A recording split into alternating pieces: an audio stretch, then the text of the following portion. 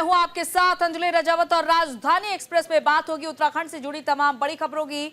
जहां पहली खबर है, उत्तराखंड के राज्यपाल से सीएम धामी मुलाकात कर चुके हैं और देहरादून के राजभवन में दोनों के बीच मुलाकात हुई है। राज्यपाल जनरल गुरमीत सिंह ने मुख्यमंत्री को बधाई दी है। राज्य सरकार के 3 साल पूरे होने के अवसर पर दोनों की मुलाकात हुई और उन्होंने बधाई दी है। तो राज्य से जुड़े कई सामुदायिक यहाँ पर राज्य से जुड़े कई समसामयिक मुद्दों पर चर्चा हुई है। तो ये तस्वीर सामने आई है जहां राजभवन में राज्यपाल लेफ्टिनेंट जनरल गुरमीत सिंह से मुलाकात करने पहुंचे थे सीएम पुष्कर सिंह धामी। और यह अवसर था जब उत्तराखंड के कार्यकाल के 3 साल पूरे हो चुके हैं सीएम पुष्कर सिंह धामी के लिए और साथ ही उन्होंने राज्यपाल से मुलाकात की। तो मुख्यमंत्री को सेवा, सुशासन और विकास के लिए समर्पित राज्य सरकार के 3 साल पूरे होने पर गुरमीत सिंह ने बधाई दी और इस दौरान मुख्यमंत्री ने राज्यपाल के साथ राज्य से जुड़े विभिन्न समसामयिक मुद्दों पर चर्चा भी की।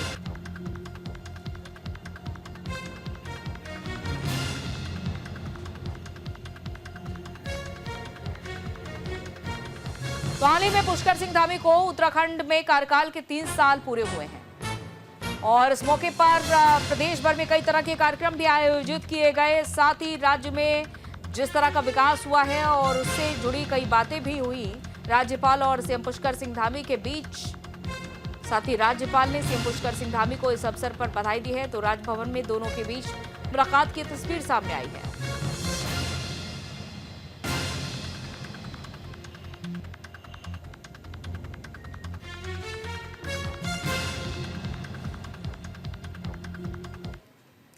तो वहीं लोकसभा में वक्फ संशोधन विधेयक पास हुआ है। उत्तराखंड मदरसा बोर्ड के अध्यक्ष ने इसका स्वागत किया है।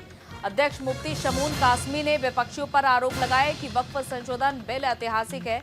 मुफ्ती शमून कासमी ने कहा है कि कांग्रेस शासन में वक्फ बोर्डों के अध्यक्षों का भला हुआ है। तो उत्तराखंड मदरसा बोर्ड के अध्यक्ष मुफ्ती शमून कासमी ने कहा वक्फ संशोधन विधेयक का स्वागत किया है। शमून कासमी ने कहा है कि वक्फ संशोधन बिल ऐतिहासिक है। साथ ही उन्होंने कहा कि कांग्रेस के करीब 60 साल के कार्यकाल में कोई भी कल्याण नहीं हुआ और कल्याण हुआ तो केवल वक्फ बोर्ड के अध्यक्षों का। जो लोग मुसलमानों को भ्रमित कर रहे हैं कि मस्जिदों और कब्रिस्तानों पर कब्जा हो जाएगा, ये वही लोग हैं जिन्होंने मुसलमानों को वोट बैंक माना और इनके लिए संपत्ति दी गई। वहां स्कूल, यूनिवर्सिटी और अस्पताल बनाए जाते तो गरीबों का भला होता। कुछ लोगों ने मुस्लिम समुदाय के कम पढ़े लिखे होने का फायदा उठाया है और आरएसएस बीजेपी से डराकर मुख्यधारा से दूर रखा है।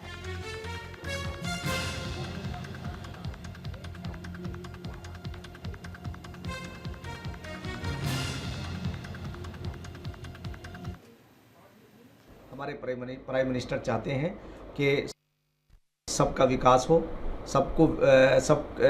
सबका विकास, सबका विश्वास और सबका प्रयास इस देश में शामिल हो। तो मैं समझता हूं कि इस प्रॉपर्टी से गरीब मुसलमानों को फ़ायदा होगा। इस तरह से फ़ायदा होगा कि उसकी प्रॉपर्टी पर यूनिवर्सिटी बनेगी, कॉलेज बनेंगे, हॉस्पिटल बनेंगे और जो बड़े बड़े प्रॉपर्टी हुए, जो बड़े बड़े लोग जिन्होंने 60 साल में कांग्रेस की मीडिएटरशिप की है, उनसे वो खाली कराई जाएगी। तो जाहिर बात है कि इसका फ़ायदा ही होना है। इधर उत्तराखंड वक्फ बोर्ड के चेयरमैन का बड़ा बयान सामने आया है। वक्फ संशोधन विधेयक का शादाब शम्स ने समर्थन किया है। बिल का समर्थन करने वाले मुसलमान नहीं, शादाब शम्स ने पीएम नरेंद्र मोदी की तारीफ की है। वक्फ संशोधन विधेयक पर उत्तराखंड से भी अब अलग अलग तरह से प्रतिक्रियाएं सामने आ रही हैं। तो वक्फ बोर्ड के चेयरमैन शादाब शम्स ने कहा है कि गरीब मुसलमानों को पीएम मोदी से उम्मीदें हैं और इसलिए हमने इस संशोधन विधेयक का नाम उम्मीद रखा है। केंद्रीय मंत्री किरण रिजिजू उम्मीद की किरण हैं। तो उत्तराखंड वक्फ बोर्ड के चेयरमैन का ये बड़ा बयान सामने आया है और उन्होंने वक्फ संशोधन विधेयक का समर्थन किया है।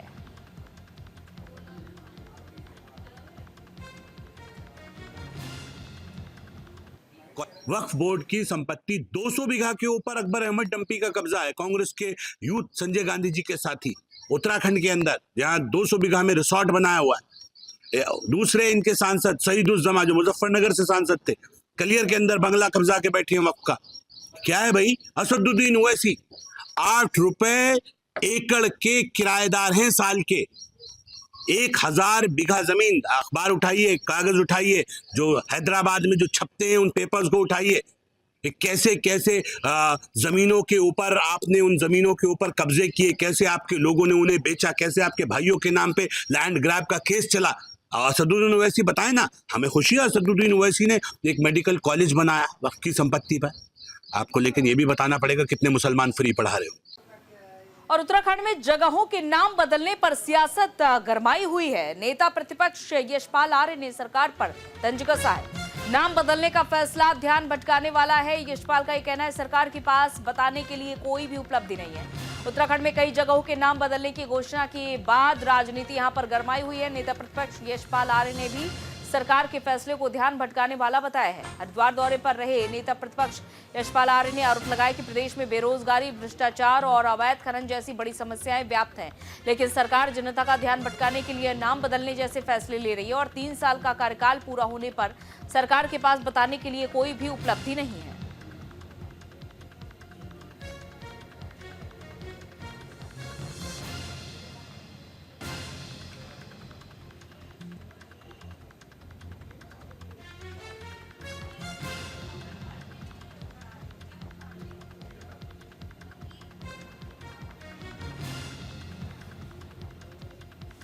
तो वहीं उत्तराखंड में जगहों के नाम बदलने के बाद सियासत गरमाई हुई है और इसको लेकर लक्सर से हमारे संवाददाता ने कांग्रेस जिला अध्यक्ष राजीव चौधरी से खास बातचीत की है। सुनिए। उत्तराखंड प्रदेश सरकार ने भी नामकरण का काम शुरू कर दिया, यानी कि नगर, गांव और शहरों के नाम बदलने शुरू कर दिए हैं। पहली सूची जारी हुई है जिसमें हरिद्वार के कई गाँव के नाम चेंज कर दिए गए हैं और विधानसभाओं तक के नाम भी बदले गए हैं। इसे लेकर के कांग्रेस एक बार फिर सवाल खड़े कर रही है। हमारे साथ में कांग्रेस जिला अध्यक्ष राजीव चौधरी, बात कर लेते हैं। क्यों हल्ला मचा रहे हैं, क्या वजह, क्यों आप सरकार के निर्णय को गलत ठहरा रहे हैं? देखिए, मैं तो सरकार का निर्णय गलत और सही के विषय में जानता ही नहीं हूँ। मैं तो ये कह रहा हूँ कि इसके पीछे उस सरकार की मंशा क्या है। उस नाम बदलने से उस क्षेत्र के लिए उनकी कौन सी नई योजनाएं आएंगी जिससे वहां का विकास हो। अभी मैंने जब ये सवाल उठाया तो कुछ लोगों ने कहा कि चांदपुर मुस्लिम नाम है, तो मैं तो पूछ रहा हूँ क्या चांदपुर सनातन विरोधी नाम है? मैं तो ये समझता हूँ सनातन में चांद्र तो चंद्र देवता है, चंद्रमा देवता। गाजीवाला का नाम चेंज किया, खानपुर का नाम चेंज किया। देखिए, गाजीवाला नाम भी सिर्फ इन्होंने यही टारगेट किया कि ये मुस्लिम नाम है, लेकिन गाजीवाला एक ऐतिहासिक गांव है और देश की आजादी में उस गांव का बहुत बड़ा रोल है, बहुत बड़ा उनका सहयोग है। उस गांव के 2 दर्जन से ज्यादा लोगों ने आजादी के, एक ही गांव के 2 दर्जन से ज्यादा लोगों ने आजादी की लड़ाई में हिस्सा लिया। कि जब लंदन के संग्रहालय में कोई किताब रखी और किसी ब्रिटिश व्यक्ति की इच्छा हुई कि मैं भारत की आजादी के बारे में पढ़ना चाहता हूं और उसने पढ़ा कि गाजीवाली एक ऐसा गांव है हरिद्वार में जहां 2 दर्जन ज्यादा स्वतंत्रता सेनानी पैदा हुए, तो उसकी इच्छा उस गांव में मिलने की, उस गांव को देखने की हुई और उसने आकर हरिद्वार में पूछा कि मुझे गाजीवाली जाना है, तो उसको हम कौन से गाँव लेके जाएंगे। तो अब ये उन विफलताओं को दबाने के लिए, अपने ऊपर लगे खनन के आरोप को छुपाने के लिए अब ये नया सिफुगा लाएंगे, नाम बदलो, नाम बदलो। तो ये कह रहे हैं कि अपने ऊपर लगे आरोपों को या अपनी विफलताओं को छिपाने के लिए सरकार द्वारा नया सिफुगा छोड़ा जा रहा है। इसमें नामकरण जैसा निर्णय लिया गया, यानी कि नगरों, शहरों, गांव का नाम बदलागा, ये कांग्रेस का आरोप है और वो कह रहे हैं कि इससे कोई फर्क पड़ने वाला नहीं है। जसवीर सिंह जिंदा लक्सा। इधर रुड़की में राजा विजय इंटर कॉलेज का वार्षिकोत्सव कार्यक्रम आयोजित हुआ और समारोह में डॉक्टर रमेश पोखरियाल निशंक शामिल हुए। सुनहरा भविष्य बनाने के लिए कड़ी मेहनत की जरूरत है। उन्होंने इस दौरान बड़ा संदेश भी दिया। मेधावी छात्र छात्राओं को इस समय सम्मानित भी किया गया। भगवानपुर के कुंजा बहादुरपुर में शहीद राजा विजय सिंह राजकीय इंटर कॉलेज का वार्षिकोत्सव मनाया गया और इसमें प्रदेश के पूर्व मुख्यमंत्री डॉक्टर रमेश पोखरियाल निशंक भी पहुंचे और इस अवसर पर उन्होंने छात्रों को संबोधित करते हुए कहा कि शिक्षा ही हमारे जीवन का सबसे महत्वपूर्ण हिस्सा है जो हमें आगे बढ़ाने और अपने लक्ष्य को प्राप्त करने में मदद करती है। उन्होंने कहा कि बीजेपी सरकार ने सबसे ज्यादा जोर शिक्षा और स्वास्थ्य पर दिया है। सरकार तकनीकी शिक्षा पर ज्यादा जोर देकर युवा पीढ़ी को प्रशिक्षित करने का प्रयास कर रही है और इस दौरान कॉलेज के मेधावी छात्र छात्राओं को प्रशस्ति पत्र देकर सम्मानित किया गया है।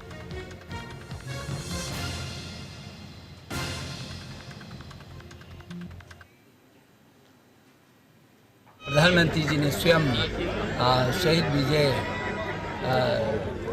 राजा विजय सिंह का नाम उल्लेखित किया है। वो हमारे पाठ्यक्रमों में भी पढ़ाए जाएंगे ताकि हमारी नई पीढ़ी को पता चल सके कि हमारे पूर्वजों ने कितनी कुर्बानियों को दिया है।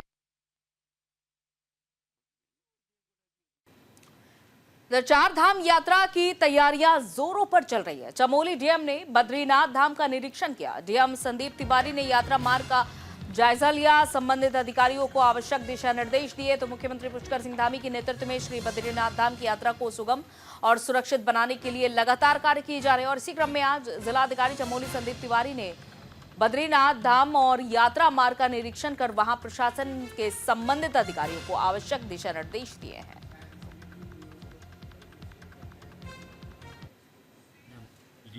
इसी क्रम में पूरा जिला प्रशासन और पुलिस की टीम ने संयुक्त रेकी की है बद्रीनाथ धाम की।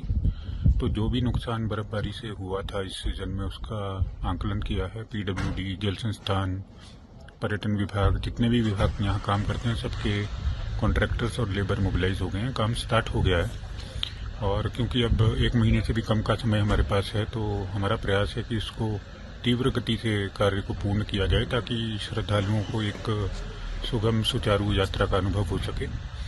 और अब लगातार हम लोग यहाँ पे आते रहेंगे मॉनिटरिंग के लिए और जो हमारे जूनियर ऑफिसर्स हैं वो यहीं तैनात हो गए हैं बद्रीनाथ धाम में, तो वो सुपरवाइज करेंगे। डेली रिपोर्ट ली जाएगी कार्यों की। वहीं उत्तरकाशी पहुंचे सचिव नीरज खैरवाल। डीएम ने यमुनोत्री मार्ग का स्थलीय निरीक्षण किया, यात्रा व्यवस्थाओं का जायजा लिया। तो निरीक्षण के दौरान पंच पंडा समिति ने आक्रोश भी जताया। अव्यवस्थाओं को लेकर पंच पंडा समिति में रोष देखने को मिला। चार धाम यात्रा को लेकर शासन प्रशासन के स्तर पर तैयारियां तेज कर दी गई हैं और इसी सिलसिले में नोडल अधिकारी नीरज खैरवाल, अपर सचिव विनीत कुमार और जिलाधिकारी डॉक्टर मेहरबान सिंह बिष्ट ने यमुनोत्री मार्ग पर कई व्यवस्थाओं का स्थलीय निरीक्षण किया है। उत्तरकाशी पहुंचकर सचिव नीरज खैरवाल ने यहां पर यात्रा व्यवस्थाओं का जायजा लिया। तो यात्रा व्यवस्था से संबंधित विभिन्न कार्यों और तैयारियों का उन्होंने जायजा लिया। निरीक्षण के दौरान अधिकारियों को यात्रा से जुड़ी सभी तैयारियों को समय रहते पूरा करने के साथ ही यमुनोत्री यात्रा मार्ग पर चिन्हित चेक पॉइंट्स के चौड़ीकरण और मरम्मत के कार्यों को तेजी से पूरा करने की विशेष हिदायत दी गई है। और इस दौरान पंच पंडा समिति का आक्रोश भी देखने को मिला है। तो यात्रियों को किसी भी प्रकार की असुविधा का सामना न करना पड़े, इसका विशेष ध्यान रखा गया है क्योंकि चार धाम यात्रा की शुरुआत जल्द से होने वाली है और इसको देखते हुए तमाम अधिकारी निरीक्षण के लिए अलग अलग जगहों पर पहुंच रहे हैं। वहीं हरिद्वार दौरे पर पहुंचे मुख्य सचिव आनंद वर्धन ने गंगा पूजन किया। नवनियुक्त मुख्य सचिव ने संतों का आशीर्वाद लिया। आगामी कुंभ 2027 की तैयारियों पर चर्चा भी की। तो नवनियुक्त मुख्य सचिव आनंद वर्धन ने हरिद्वार में आगामी कुंभ मेला 2027 की तैयारी के संबंध में निर्देश दिए और हर की पौड़ी पर गंगा पूजन और कनखल में भगवान शिव का पूजन किया। मुख्य सचिव ने आगामी कुंभ 2027 के मेले को लेकर मेला अधिकारी कमेंद्र सिंह से विचार विमर्श किया। उन्होंने जिला अधिकारी और जनपदीय अधिकारियों से आगामी कुंभ 2027 की तैयारियों के संबंध में निर्देश दिए कि शासन स्तर पर भी आगामी 7-8 दिन में बैठक की जाएगी जिसमें कुंभ 2027 में सरकार द्वारा सुचारू व्यवस्था की जाएगी। साधु संतों और महात्माओं को साथ में लेकर और उनके मार्गदर्शन से, उनके आशीर्वाद से, उनके विचार विमर्श कर आगे की कार्यवाही अमल में लाई जाएगी।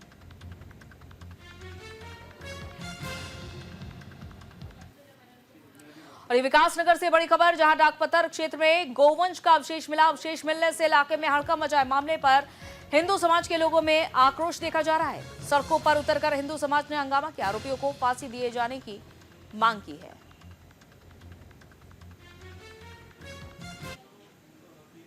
आज डाकपत्थर में ही रोड से एक जो है बकरे का हेड मिला हुआ है जिसको लेकर यहाँ पर कुछ संगठन वाले आ गए थे चौराहे पर। तो इनको बताया गया है कि इससे पूर्व भी जो परसों जो हमें गौवंश के कुछ अवशेष प्राप्त हुए थे तो उस पर भी हम लोग ने 12 घंटे के अंदर ही करीब 11 मुलजिम पकड़ लिए हैं। 8 उससे हमने पकड़े थे और 2 हिमाचल पुलिस ने पकड़े थे। एक आज सुबह पुलिस मुठभेड़ में एक को गोली भी लगी है। आज सुबह एहसान नाम का व्यक्ति है जिसके ऊपर कई मुकदमे हैं। अपने मंसूबे साफ तरीके से दिखाए हैं और हिंदू धर्म को जो लोग हैं, जो सनातनी लोग हैं, उन्हें लगातार उकसाया जा रहा है और हमारी गौ माता की हत्या करके हमें बार बार उकसाया जा रहा है ताकि इस क्षेत्र का माहौल खराब हो। ये दंगा भड़काने का एक प्रयास लगातार उनके द्वारा जिहादियों द्वारा किया जा रहा है। लेकिन हिंदू समाज बहुत शालीनता के साथ और बहुत समझदारी के साथ सिर्फ विरोध प्रदर्शन अभी रोडों पर कर रहा है। इसी क्रम में लगभग 2 से 3 घंटे आज राष्ट्रीय राजमार्ग जो है बाधित किया गया। वहीं देहरादून पुलिस ने गौ तस्करों को दबोचा है। पुलिस मुठभेड़ में गौ तस्कर घायल भी हुआ है। इलाज के लिए अस्पताल में फिलहाल घायल गौ तस्कर को भर्ती कराया गया। देहरादून अस्पताल लाने पर जमकर बवाल भी देखने को मिला, जहां बजरंग दल के कार्यकर्ताओं ने विरोध प्रदर्शन किया। तो पूरा मामला देहरादून के सहसपुर थाना क्षेत्र का, जहां गौ तस्कर और पुलिस के बीच मुठभेड़ हुई। पुलिस की जवाबी कार्रवाई में गौ तस्कर के पैर में गोली लग गई, जिसे इलाज के लिए देहरादून अस्पताल में भर्ती कराया गया। और इसको लेकर बजरंग दल में भारी आक्रोश देखने को मिला और इसी के चलते बजरंग दल के कार्यकर्ताओं ने अस्पताल के बाहर विरोध प्रदर्शन किया। विरोध को देखते हुए पुलिस को भारी संख्या में फोर्स तैनात करनी पड़ी।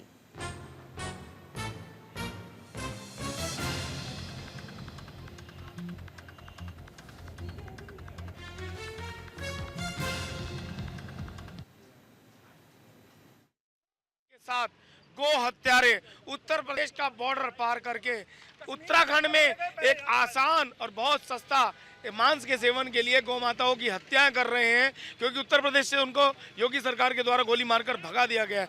लेकिन वो उत्तराखंड में प्रवेश कर रहे हैं और यहाँ पर बेरोक टोक किसी प्रकार का भी भय ना तो उन्हें सरकार का है, ना प्रशासन का है, ना ही अन्य लोगों का है। वहीं अगली खबर ऋषिकेश से, जहां धार्मिक स्थानों की मर्यादा भंग करने वालों की खैर नहीं, खुलेआम धूम्रपान करने वालों पर पुलिस की सख्ती देखी जा रही है। सार्वजनिक जगहों पर धूम्रपान करना बुरी तरीके से प्रतिबंध लगाया गया है और खुलेआम शराब और सिगरेट पीने पर सजा मिलेगी। तो ऋषिकेश के ऐसे कई वीडियो वायरल हो चुके हैं जिसमें लोग खुलेआम नदी के किनारे या सार्वजनिक जगहों पर धूम्रपान करते दिखाई दिए हैं। स्थानीय लोगों ने इसके खिलाफ कई बार आक्रोश भी व्यक्त किया, लेकिन अब ऋषिकेश में खुले में और सार्वजनिक स्थानों पर धूम्रपान करने वालों की खैर नहीं होगी। पुलिस ने अब इस मामले में कार्रवाई भी शुरू कर दी और पौड़ी पुलिस ने इसको लेकर तंबाकू नियंत्रण कानून कोटपा 2003 के तहत सार्वजनिक स्थलों पर तंबाकू से संबंधित सामग्री बेचने और इस्तेमाल करने पर दंडात्मक कार्रवाई का प्रावधान लागू कर दिया है। एसएसपी पौड़ी लोकेश्वर सिंह ने बताया है कि आरोपी को 200 रुपए से 10,000 रुपए तक का जुर्माना और 5 साल की कैद तक का प्रावधान है। और इसको लेकर पुलिस टीम इन दिनों जगह जगह जागरूकता अभियान भी चला रही है। खास बात यह है कि 22 साल पहले लागू हुए इस कानून को पुलिस अब किस तरह अमल में लाती है।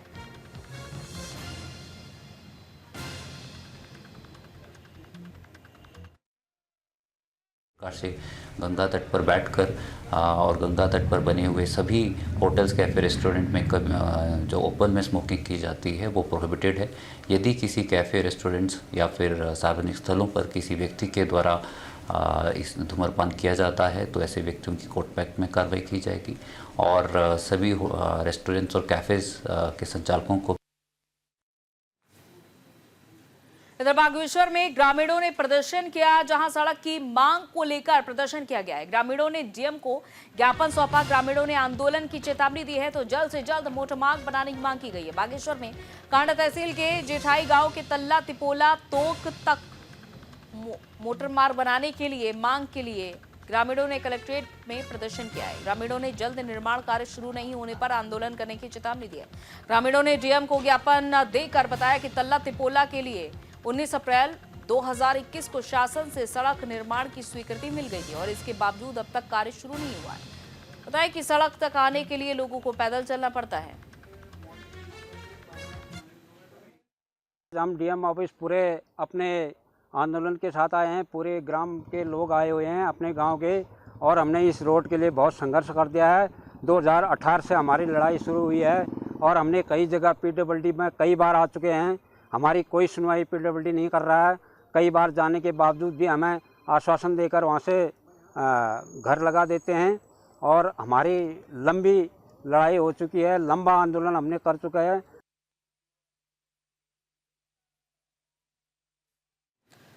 और इधर उत्तराखंड में कूटू के आटे के 6 सैंपल फेल हुए हैं। जांच में फंगस और माइकोटॉक्सिन मिला है।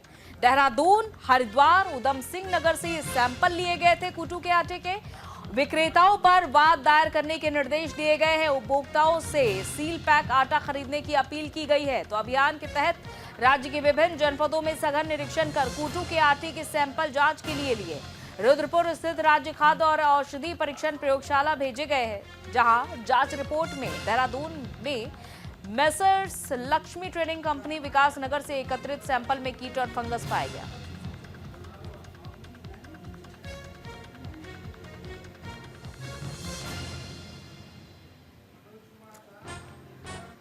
और वहीं हरिद्वार में सड़क हादसों पर अब ब्रेक लगेगा। सिडकुल में पुलिस की सख्ती देखी जा रही है। अलर्ट मोड पर स्पीड ब्रेकर और क्रेन टीम है, जहां पुलिस ने बड़े वाहनों के मालिकों के साथ बैठक की। स्पीड ब्रेकर लगाने के लिए जगहें भी चिन्हित कर ली गई है। हरिद्वार में सड़क दुर्घटनाओं पर रोक लगाने के लिए सिडकुल पुलिस एक्शन में आ चुकी है। थानाध्यक्ष मनोहर भंडारी ने सिडकुल प्रशासन के साथ मिलकर स्पीड ब्रेकर लगाने के लिए स्थान चिन्हित किए। दुर्घटनाओं के बाद यातायात बाधित न हो, इसके लिए हाइड्रा क्रेन और जेसीबी मालिकों और चालकों के साथ अहम बैठक हुई और पुलिस ने निर्देश दिए कि कंपनियों की छुट्टी के समय भारी वाहनों और आवागमन रोका जाए और गति नियंत्रित रखी जाए। वहीं हल्द्वानी में आईपीएल सट्टेबाजी का भंडाफोड़ हुआ है। सोजी और नैनीताल पुलिस का बड़ा एक्शन देखने को मिला, जहां सट्टे के 2 अड्डों पर पुलिस ने छापेमारी की। पुलिस ने 5 सट्टेबाज गिरफ्तार कर लिए हैं। सट्टा पर्ची, ताश गड्डी और नकदी बरामद हुई है। तो बनभूलपुरा पुलिस और एसओजी टीम ने सट्टे के खिलाफ बड़ी कार्रवाई करते हुए 5 सट्टेबाजों को गिरफ्तार कर लिया है। पुलिस ने आरोपियों के पास से लैपटॉप, नोटबुक और मोबाइल फोन, साथ ही सट्टा पर्ची, ताश की गड्डी और नकदी बरामद की है।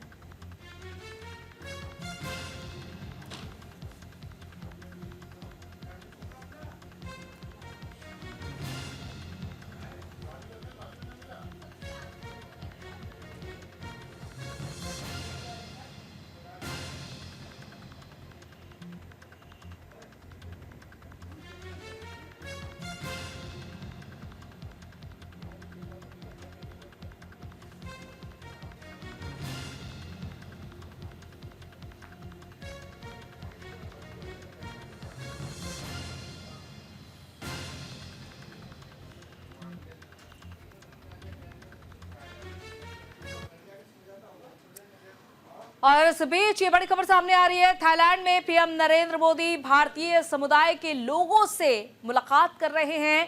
पीएम मोदी बैंकॉक में इस वक्त मौजूद है और ये सीधी तस्वीर हम आपको दिखा रहे हैं बैंकॉक से, जहां भारतीय समुदाय के लोगों से पीएम नरेंद्र मोदी ने मुलाकात की है। उनका भव्य स्वागत किया गया है बैंकॉक में।